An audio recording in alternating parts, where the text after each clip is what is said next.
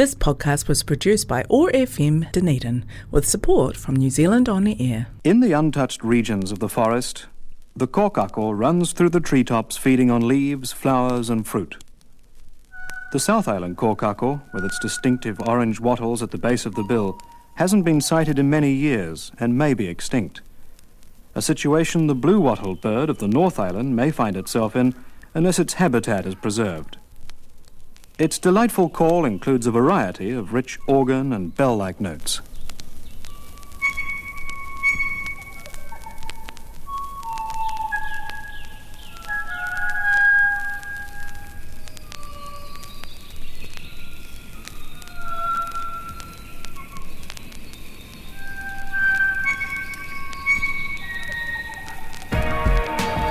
Community or chaos? We can construct and nurture community or fall into chaos.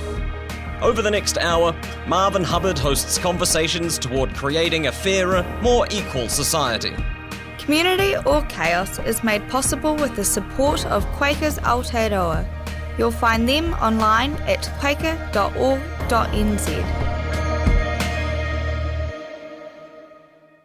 Good day, friends. Today we have Victor Billot on, and we're talking about the revival of the Alliance Party and also the future of socialism. Welcome to Community or Chaos, Victor. Thank you very much. Good to be here again. Victor, you were in Christchurch this weekend, weren't you? Yes, well, the Alliance Party had its first conference for a long time in Christchurch on Saturday, the 14th of February. So that was a big day for us and a successful day and a lot of progress. And that was really pretty much the launch of official launch of the party now. We've been back together for a while, but that has made it official. And also, I guess, the kickoff of our first election campaign in many years. Is the Alliance Party a Back to the Future movie? Are you playing Michael Fox? Well, I'm not sure. I might be the mad professor or something. No, I'm not. I don't think it is. I mean, obviously, it has historical roots. And it has been in existence, for over 35 years now. It was formed in 1991, and it has continuously existed since that time. But of course, obviously, it was most successful in the 1990s, and in the last few years, it hasn't had a presence at all, really. But it never, it always existed. Plants don't grow, or trees don't grow without roots.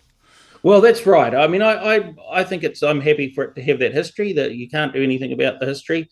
I mean, we could have given it a new name and, that's the name we're using at the moment. I mean, that may well change in the future. We could have given it a new name and we could have started something from scratch. But the reality is it would probably still be the same people and the same policy. So we've just kept on with that historic title for the time being. Well, sometimes I don't think it's Back to the Future, simply because I think that the issues that we're campaigning on that are important to us, our goals and our mission, they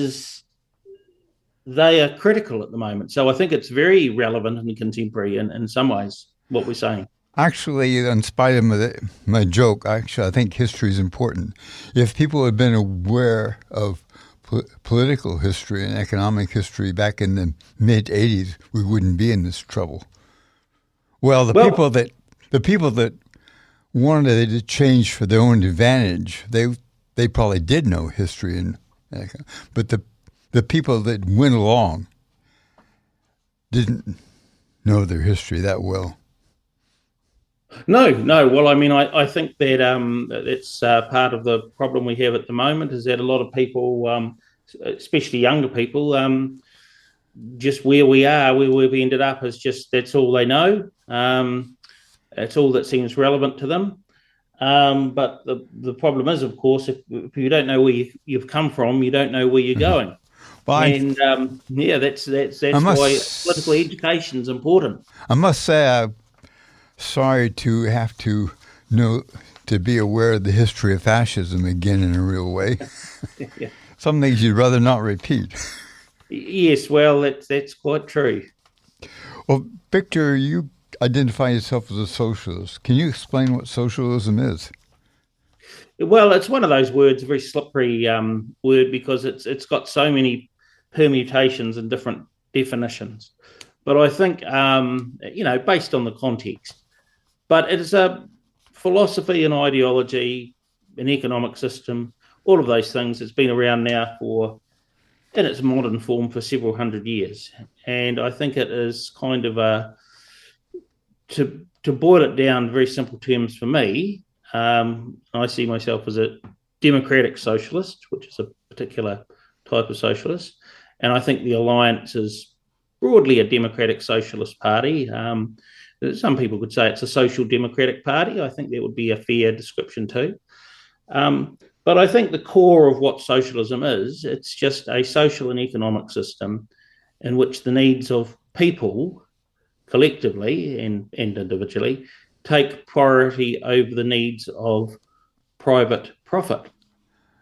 So that is a pretty broad definition, but I think that if you wanted to say, how does that look in practice? What does it mean in practice? It means running a country like New Zealand or a world along lines where we prioritise the well-being of people. Would you But in our society at the moment, we don't actually do that. We prioritise the well-being of profit-making organisations. And I think that is a contradictory thing. I don't think you can have both. I think you have to have one or the other. But having said that, I don't think that socialism in the New Zealand context, democratic socialism in the New Zealand context, it wouldn't get rid of business. It wouldn't get rid of private business. It wouldn't get rid of market forces, but they wouldn't be allowed to dominate society. They'd be in a subservient role of, for an overall plan of the society. The former finance minister of Greece made a talk on The Guardian about capitalism, and he said that capitalism is a fairly recent way of dealing with the market. Yes. And that you had to get rid of capitalism, but you didn't have to get rid of business or the market. Well, I think this is the thing, and there's no easy answer to it, and we're working our way through these things as we go. But I think, I think that's true. I mean, markets have existed long before capitalism existed, and markets will probably continue to exist long after capitalism ends, which it will, no doubt about it. But at the same time, I think they can be tools that can have their place and can be useful in some areas, but I don't think they should certainly what's happened in our society. It's become much more capitalist and much more, I guess, right wing in a sense over the last few generation or two, is that the market has ended up determining what our goals as a society is. So the market's running us rather than the other way around. You could say the people are a tool of the market rather than the market being a tool of the people. And that has led to some very problematic results, because markets have no moral authority. They have no insight. They can be very destructive as well as positive. They have both of those capabilities. Would you agree with Rosa Luxemburg's statement, socialism or barbarism?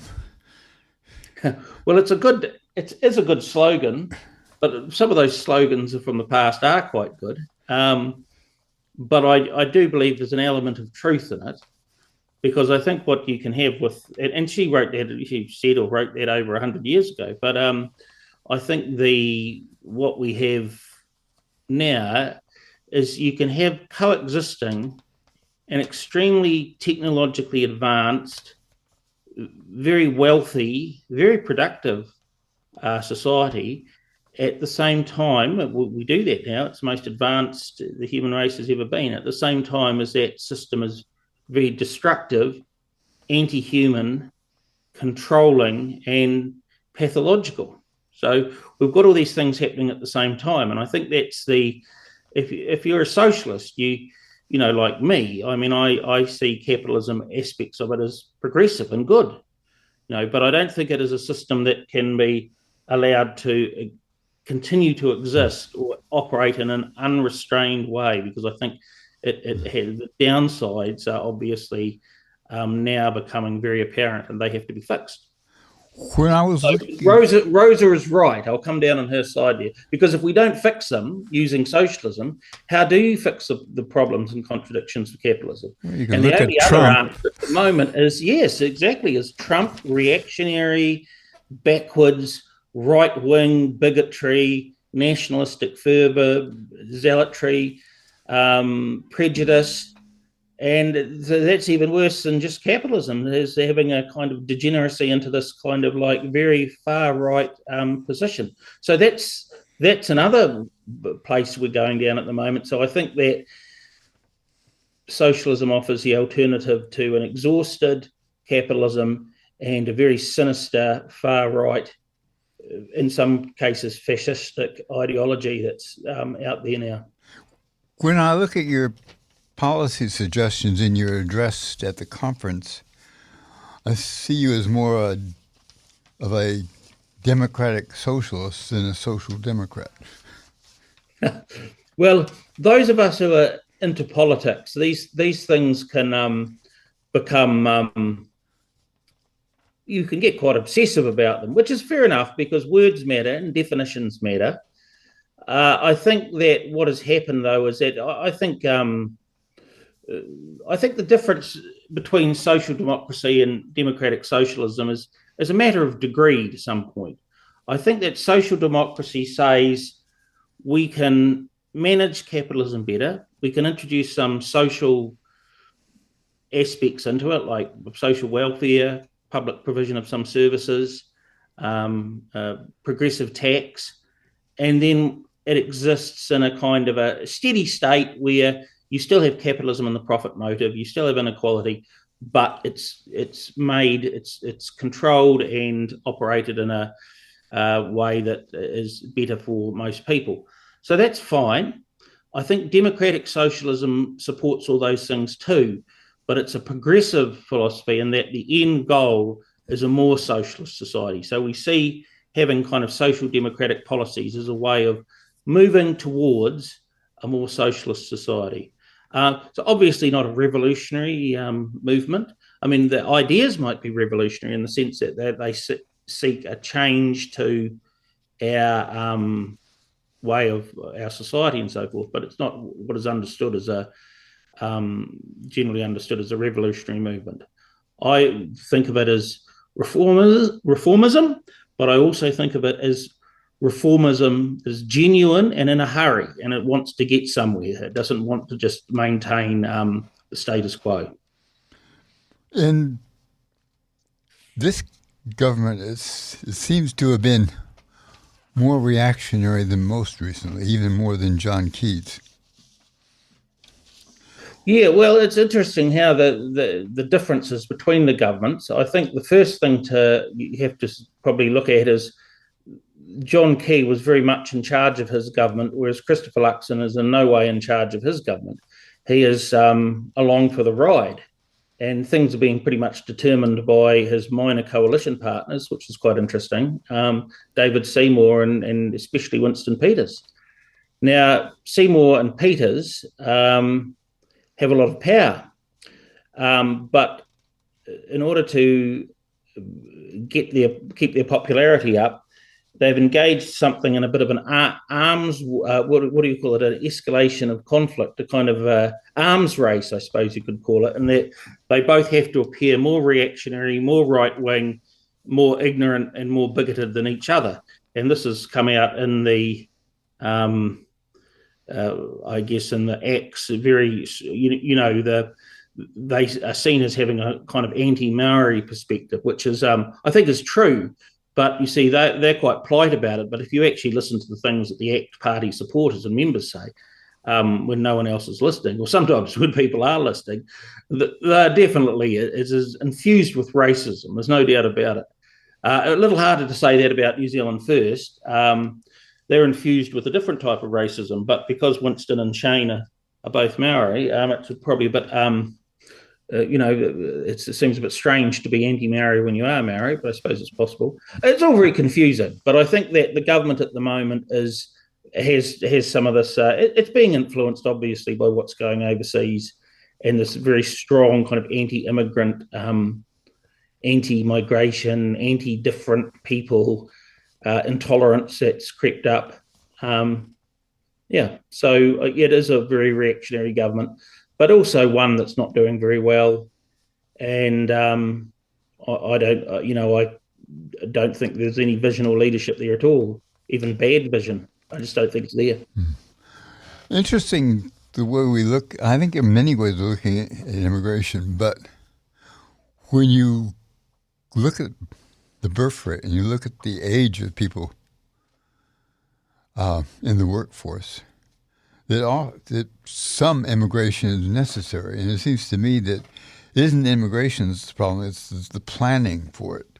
Do you build enough houses? Do you have a health system that will include everyone? Do you have an education system that actually works and is available to everyone? If you have those things, then you're more prepared for changes.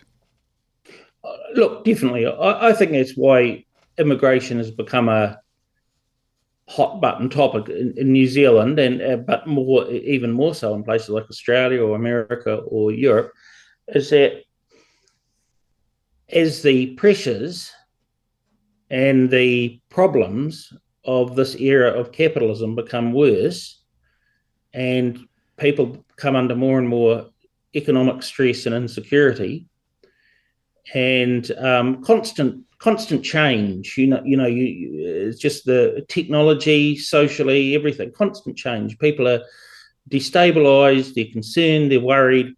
And if they don't have a good political compass, if they haven't had the ability to learn how to analyse and look at things, have that political education, then they'll gravitate towards some quite extreme and disturbing views. And I think that's what's happened around immigration, because they see people coming in.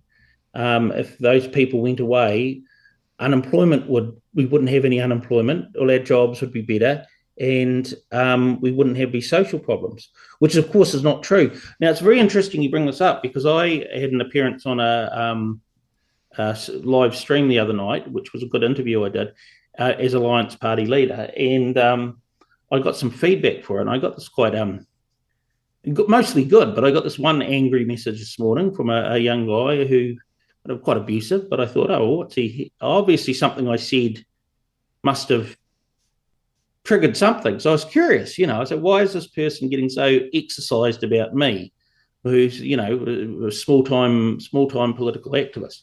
So I engaged him in a conversation. It was very interesting. And he was just basically very racist, just a working guy by the look of it, and just obsessed by, keeping a white majority in New Zealand or something. And I could have just told him to go jump on the lake, but I just, instead, I was just curious. So I kept on the conversation up and said, well, why is that a problem to you? And I just think we have to go with the fact there are some barnacled on, hardline people now who are getting a lot more comfortable about expressing the fact they hate and despise people with another coloured skin. And this certainly is not just a problem in New Zealand with white people. It's kind of like you get all sorts of permutations of racism now all throughout the world. But it is a really concerning thing. But this guy was so obsessed with it, he said to me, I don't care about all your stupid communist ideas. That's his words, not mine. He said, but I will vote for any party that completely stops immigration. So I thought, wow, so there's some really, and this is a guy who was capable, obviously, of writing a message on turning a computer on, so he can't have been totally stupid. Yeah, but I mean, that's an ongoing conversation I'm having on the internet with someone, because I want to get in the brains of these people and find out how do they come to those conclusions? Why are they so obsessed? But I think your original point is right, Marvin, that the immigration is often an issue when the people who are already in a country are under economic or political stress or oppression. Do you think capitalism in some ways is doing what comes naturally to capitalism, isn't it? Well, yes, absolutely. I mean, it's an amazing system. It is an amazing innovation and system, and it has led to a lot of advances.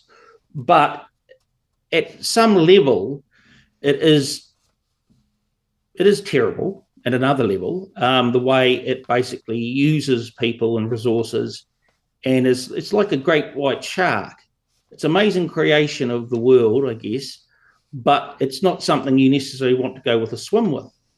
I mean, it's very good at what it does, but you don't want it to be the only. You don't want it running the show. It's great for producing profit, but I'm not sure it's producing profit for the few. And also, it doesn't analyze what's good for the environment or what's good for education. It's what's good for profit. I mean, it's like, well, I think if you look at oil and coal, you get a good example of that.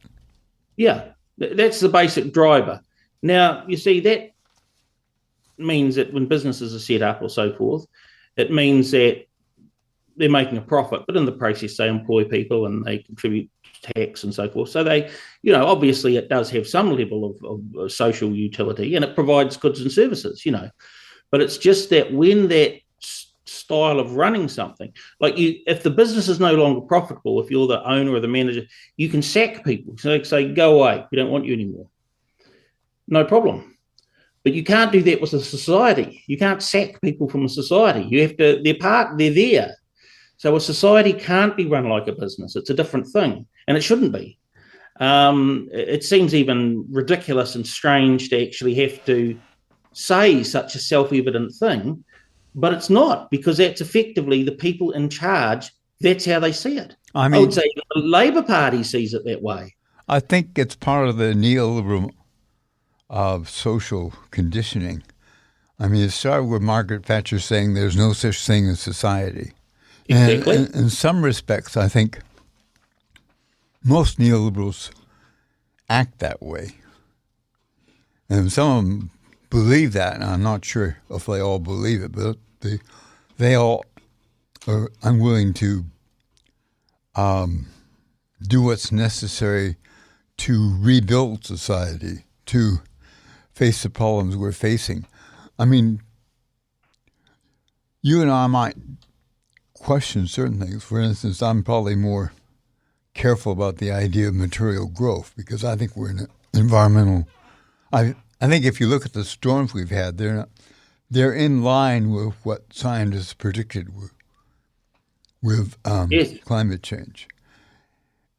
But also I believe that if people don't feel included, if you don't have a strong sense of inclusion of ordinary people, and if you don't have much more in the way of equality, why people aren't going to move on climate change, because they'll think, we're the ones who are going to pay the price. The people that run society, they're doing well for themselves. So why should we listen to them? Well, exactly right. This is a problem we've got. I think we're going backwards in terms of rapidly in terms of our response to climate change. I think there was a more positive attitude to do something 20 or 25 years ago. I'm afraid you're right. We're at the position now where we seem to be in a thing where more and more people seem to be saying it doesn't exist, and more people seem to be saying that, well, it does exist, but we can't do anything about it. Why? What about China? That's the old one. What about China? So it's always very strange. New Zealanders are a very strange bunch sometimes. They kind of like, if there's a war overseas or something, they all want to get involved in everything. We all want to go in and spend money and get blown up and everything. But if you ask them to do something about climate change, which is more of a threat than any war taken together over a long time, and it's going to be the biggest threat that New Zealand, the world's ever faced, to human civilization, they don't want to do anything. They'll say, well, what's someone else doing? And it's like, well, if we had that approach during the Second World War, we'd have gone, well, someone else can go and fight Hitler. We won't bother because, well, we're just little. Why should we do anything? So that's kind of like I don't want to kind of draw it's a bit of a tangled metaphor, but it is an interesting thing. Look, here's my take on the environment, just very quickly, is that I believe that it's the situation with climate change and the other multiple environmental crises we're having around biodiversity, desertification, water shortages, etc., are largely interrelated, and they are far worse than people understand. They're far worse. Like people go, they're exaggerating climate change. No. They're under-exaggerating it. And I feel, unfortunately, that it's now, in a sense, the damage is done. It's too late, to get away with no damage. The question now is going to be whether we can stop it from turning into terminal damage to civilization over the next 150 or 100 years, or whether it's game over. So I think there has to be two approaches. One, we have to keep on working on decarbonising the economy. Fine, keep on doing it, but now we need to move into resilience. And when I say resilience, not the National Party when they say, oh, well, it's happening, so we're just going to kind of deal with it. Major resilience in terms of infrastructure and social cohesion is going to be the only way that we're going to get through this as a society. And I think we've seen over the last this summer, just this summer alone, just look around New Zealand, it's just been one catastrophe after another, So I think that, the National Party and ACT actually, their idea of resilience is let every person look after themselves. We won't insure you. If you flood, we won't do anything about it. You have to be prepared to look after yourself. Well, that's fine if you're a millionaire. But if you've got one house in one location and are on a regular income and tragedy strikes, you need collective help. It's not all bad, because if you're lucky, the Prime Minister and a team of journalists might turn up and do a photo shoot outside your house, and he might shake your hand and give you some KFC before flying away in the helicopter and leaving you to it. Sorry, I'm being a bit cynical, but that's the kind of like that's how they operate. These people. It's really disgusting, actually. That's their idea of resilience, is looking after number one. Well, I think the thing is, if people can, and that's right, and people deny it all they want, but I think what will happen is we are now seeing insurers, refusing to insure places. That's becoming common in the United States now due to fires or floods or rising sea levels, and it's now becoming a thing in New Zealand. So if you can't get insured for your house or your building or your business or something because it's in the wrong place, then that is going to totally destroy the economy, because it'll be a catastrophe, and no one's dealing with it. But the insurance companies, because they're part of the capitalist marketplace, they're incredibly rational. They go, it's not worth we'll lose money on it, so we're getting out of it. So I don't know how Christopher Luxon is going to find his way around that one. They're supposed to be very intelligent people, but they don't seem to have any ideas. I suspect the rise of the far right, and I'm including ACT in this, and the way the national government is acting, or acting in ACT's behalf, perhaps, but goes a long way back to the Tea Party. And the Tea Party was formed in the United States by the coal and oil companies to deny climate change and support right-wing people who would not want to regulate carbon and hurt their profit line. In fact, the oil companies knew about the damage of climate change and carbonization well before many people, even climate scientists, knew because of their line of work, especially in the ocean. And they lied about it. They took the attitude that cigarette companies took to cancer in the first part of the 20th century. And we're reaping the results, not only the results of not doing anything about climate change, also the social, political results of people denying climate change, people denying facts. And anything we say is a fact. You don't have to believe science. You don't have to believe evidence.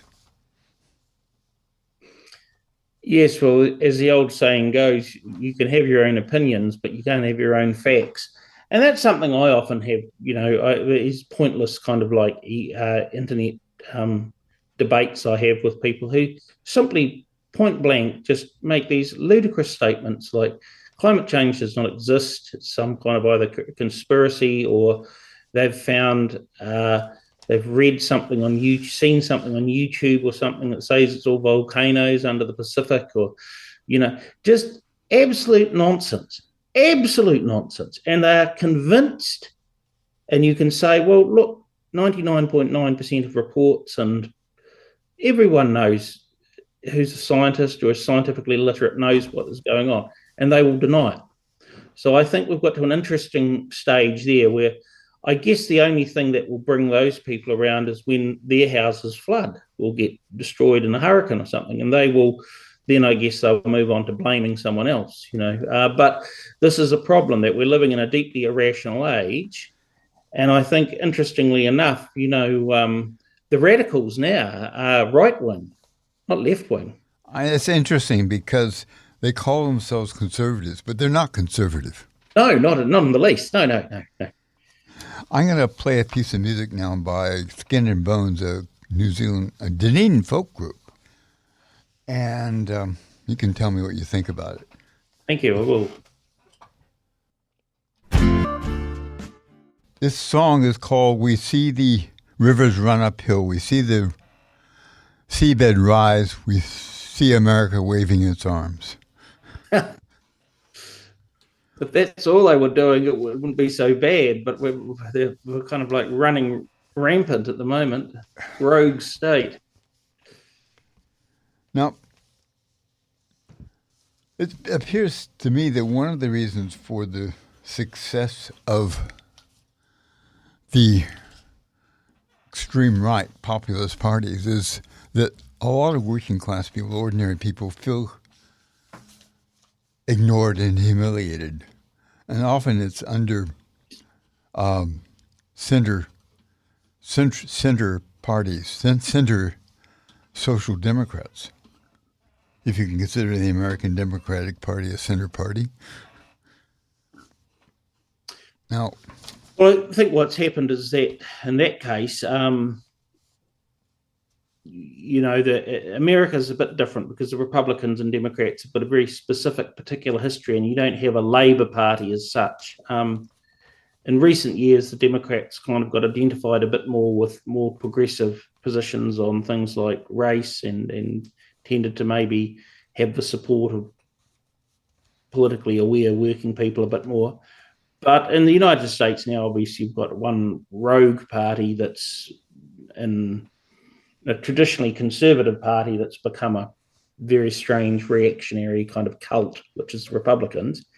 And you have the Democrats, who are basically dominated by a corporate kind of elite with, politically correct, but nonetheless thoroughly capitalist, with a minority position in that party, in the Democratic Party, of left-wingers. So that's a bit different. In New Zealand, I think that the Labour Party was a social democratic party. Probably right up to the 1980s, you could have described as social democratic. Oh, yes. Then yeah, you could. But you can't, I don't think you can now. I think you could describe it as a liberal party it's got social democrats in it and some social democratic ideas, but possibly, but it's mostly in the way it runs the economy. It wouldn't be recognisable to people like Mickey Savage in that. I mean, it's just totally, the opposite of what they set out to do. So I think, I think that we don't have any genuine social democratic parties in New Zealand. You have parties like Labour, which have maybe a little bit of a connection to it. You have but of basically status quo liberal parties. The Greens, maybe. But once again, they've got a slightly different take on it. I think the Alliance is a genuine social democratic party, left-wing social democratic party that actually wants to change society. And I think you can also describe it as democratic socialism. I don't get too hung up about the words, but I think we're a democratic socialist party and we've got social democratic policies. So hopefully that'll keep everyone confused enough to, in the meantime. I think that a lot of the democratic socialists, including the Labour Party in Great Britain and some of the European centre parties, have done the same thing that the Labour Party here has, maybe not as drastically. Yes, I think the difference is in Europe, a lot of them have variations of proportional representation and so forth. So you have a much more diverse political culture. So in Scandinavia, Germany, definitely France, the kind of Mediterranean countries that you have are much wider range of political parties. And you have genuine socialist parties, you have communist parties, you have genuine social democratic parties. You have all of those things. Whereas not in New Zealand in any kind of any way at the same level as you do in Europe. So I think that makes up the fact that that they still have parties in those places which can articulate the same viewpoint as we do. But the unfortunate thing about it is when we discuss these terms, social democracy and democratic socialism, I mean, to the average person, they mean absolutely nothing. I'm convinced that probably 1 person in 10 might have an idea of what you were talking about. So that's a problem we've got in this country. And I think actually over the last, I'm not saying people were ever super well informed in New Zealand, but I'm convinced that at a certain time in the past, they understood on some level the meaning and purpose of trade unions, the Labour Party, et cetera, in a much more aware way than they do now. I think that's one of the... You wouldn't have had them. They wouldn't have existed, and like they are now, whereas unions are on the ropes. They're just holding on, and the Labour Party's become basically a professional managerial class party that it exists to promote the careers of its elected representatives. Basically, they are they're not educating people. So that's the problem we've got, is that we're having this conversation, but maybe it means nothing to most people because they don't even understand the terms. What do they mean? And they're not complicated ideas at heart, but it's like there's nowhere you can learn them. If you don't learn them at school, if you don't go to university, or even most people who go to university won't study them. You don't have unions which will educate people. So how does it happen? That's interesting what you said about university, because I know in classical, and I think it may be changing now, but for a long time in the universities, when you talk to economics, it's all numbers and accountancy. And you never even read Adam Smith, let alone Marx or Ricardo. It wasn't about the philosophy of economics. It was about accounting, and that we've got the numbers, so it must be the scientifically correct. Well, I think that, yes, that did happen, and I struggled with economics at university because I found it so devoid of any relationship towards existence as experienced by human beings. And I felt that, although, of course, things are quantifiable and measurable, and you can make graphs and equations and things, that's, part of it, I guess. I just don't think that the way it operated was in any way had any insight into all sorts of areas, important areas of human existence. For example, the biosphere, the ecology, or human psychology. I mean, and if it did take on those things, it was an entirely kind of transactional basis of how you could exploit or make more money out of them, which I think is concerning. So I think, but you've always had economists who go against the grain. I mean, but I think at universities have churned out a lot of people who have a very superficial, shallow understanding of economics. I think Michael Savage and in a way Bernie Sanders, they knew how to, it wasn't just educated, they knew how to make people aware that they wanted change for the people, that they were actually, people believed that they were being represented by Michael Joseph Savage or Bernie Sanders or even a Franklin Delano Roosevelt. So part of politics is somehow connecting with people, but to connect with people and make them believe that you're in it for the common good, you have to do things that are for the common good. You can't go for 40 years and just service the elites and still have people believe you. Well, I think those leaders you mentioned yes, I mean, I think the thing is, Savage lived 100. He was around 100 years ago when he was Prime Minister. I know. Well, I mean, but good point. But I mean, it's just I think that he was living in a different age. But even Norman Kirk, people believed in him. Yes, true. But once again, Norman Kirk, that's over 50 years now. So it's in my lifetime. I was obviously very small, but it is. I think the problem is that we live in a very different political environment now, and a different media environment. I mean, people are. I don't know how those people would have gone in the kind of like the social media age we live in now. In terms of Bernie, I think he's got so far and he's done quite a job simply by sticking to it. But he's been kept away from power. But that wasn't because it was unpopular. It was because the Democratic Party was determined not to have him in power.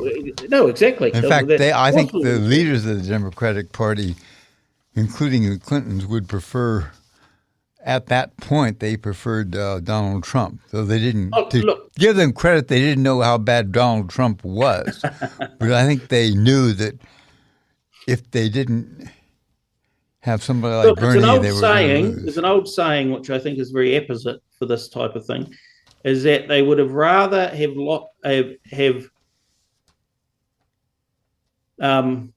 the election than won the election with someone they didn't like. And I think it's the old saying, they rather keep control of the losing side than lose control of the winning side. And if Sanders had won, if Bernie had won, they'd have lost control of the winning side.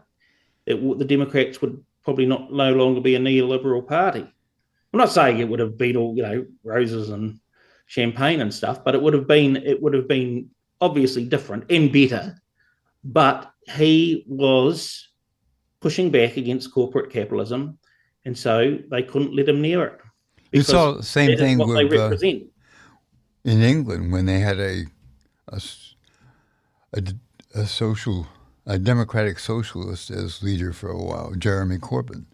From the get-go, as soon as he was won the nomination, they started moving against him.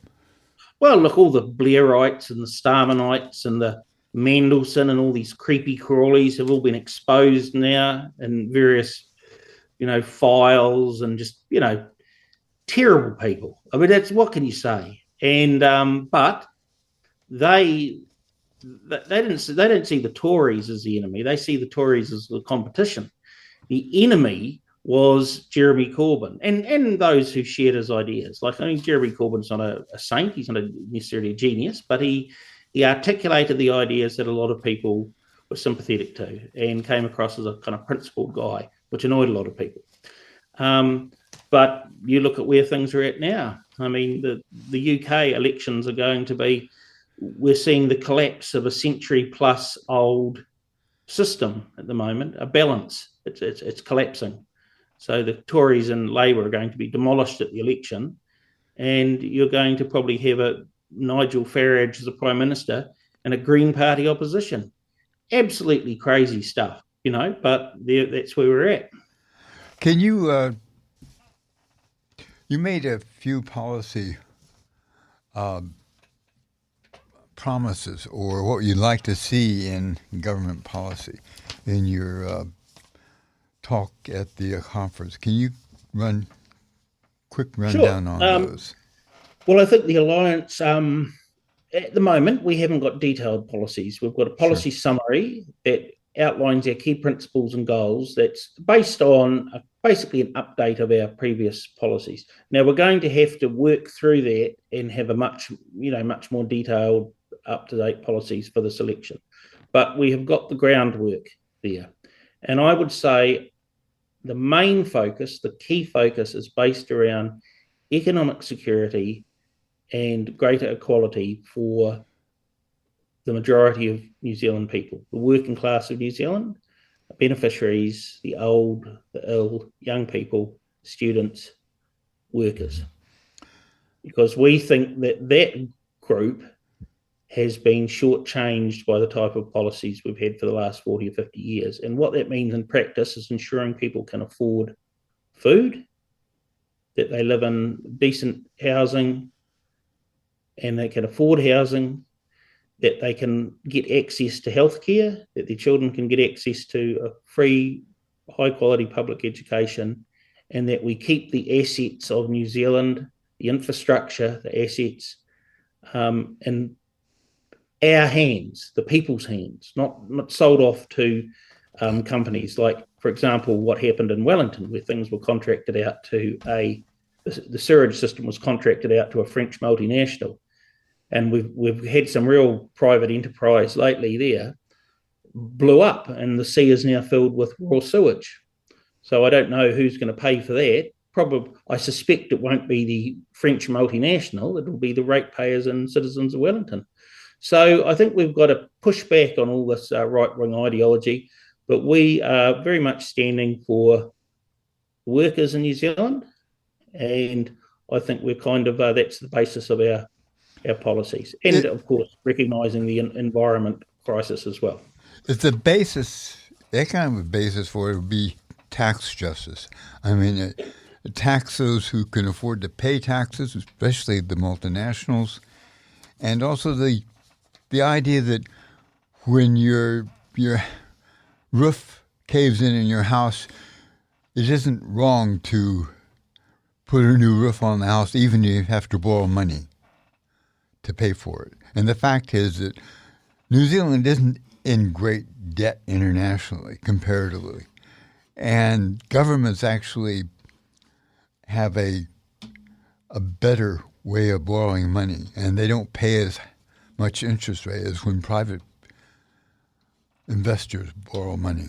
So the combination seems to me that are willing to invest in your important physical superstructure and willing to tax for the revenue you need is probably basic to everything else you can do, isn't it? Well, yeah, exactly. And I think this is the, tax is a big part of it. The Alliance would restructure the tax system so there was less of a burden on low-income people. And there was, well, the reality is there'd be more of a burden on higher earners, which I would fit into that category. I'm not that much of a high earner, but I'd pay more tax under the Alliance. But certainly people who are earning or who had lots of investments and were making a very big income, they would find they would have less money. Now, but they might be able to send their kids to the hospital when they need it. Well, I mean, I think it's that is the price you have to pay for living in a functioning society. I mean, if you want to live in a kind of Dickensian society where you have poor people who have no access to anything and you have a big pile of gold that you're sitting on, well, that's a vision. That's something some people want that, but we don't. So we would democratically, if you're doing better, you would contribute a bit more. And we would hope that would make the other people, give them the advantages to fulfill their potential, and then they can contribute. So it's a very positive view of humanity rather than the kind of very negative, limited vision they have at the moment in government.